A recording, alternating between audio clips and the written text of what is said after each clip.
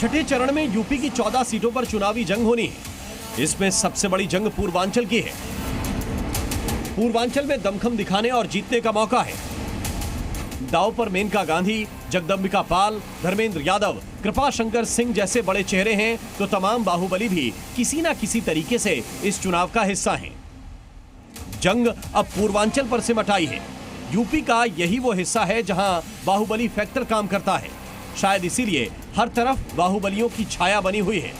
जौनपुर में धनंजय सिंह बीजेपी के साथ दिख रहे हैं, जिसका सीधा असर जौनपुर और मछली शहर पर पड़ना तय है। कहते हैं धनंजय के इलाके में उनके नाम पर वोट पड़ते हैं। तो दूसरी तरफ प्रतापगढ़ और आसपास के इलाकों में राजा भैया उर्फ रघुराज प्रताप सिंह की हनक है। अब तक वो किधर हैं पता नहीं था, लेकिन अब खुलकर अखिलेश के साथ हैं। जो लोग थोड़ा बहुत नाराज रहते थे, आजकल वो भी साथ आ गए कि नहीं आ गए? बताओ, आपकी सब तरफ से मदद हो रही है कि नहीं हो रही? राजा भैया, प्रतापगढ़, कौशांबी और कुछ हद तक मिर्जापुर तक असरदार हैं।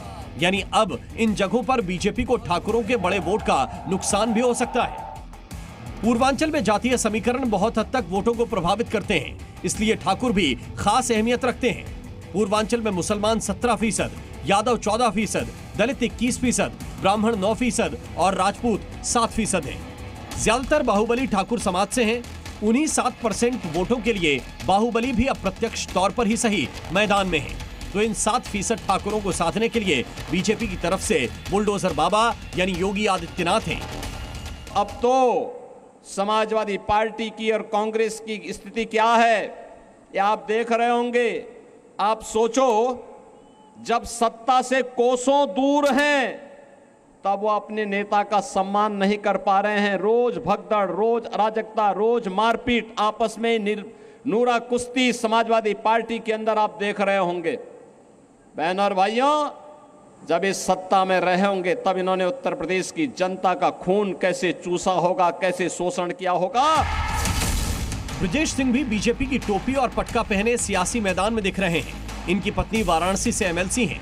माना जा रहा है कि वाराणसी से लेकर चंदौली और आसपास में बीजेपी से महेंद्र नाथ पांडे की चुनावी वैतरणी को सकुशल पार कराने के लिए ही ब्रजेश असरदार हो सकते हैं। इनसे इतर अभय सिंह, जो गोसाईगंज सीट से समाजवादी पार्टी के टिकट पर विधायक हैं, वो बीजेपी के समर्थन में हैं। उनका असर फैजाबाद और आसपास तक है। तो सुल्तानपुर में पूर्व विधायक चंद्रभद्र सिंह सोनू और भाई यशभद्र सिंह मोनू भी जिले की सियासत का तापमान बदलने की हिम्मत रखते हैं। वो समाजवादी पार्टी के साथ खड़े हैं। यानी बाहु और बल भरा पड़ा है। अब देखना होगा कि 25 तारीख को पूर्वांचल में किसका बाहुबल किस पर भारी पड़ेगा। ब्यूरो रिपोर्ट, जी मीडिया।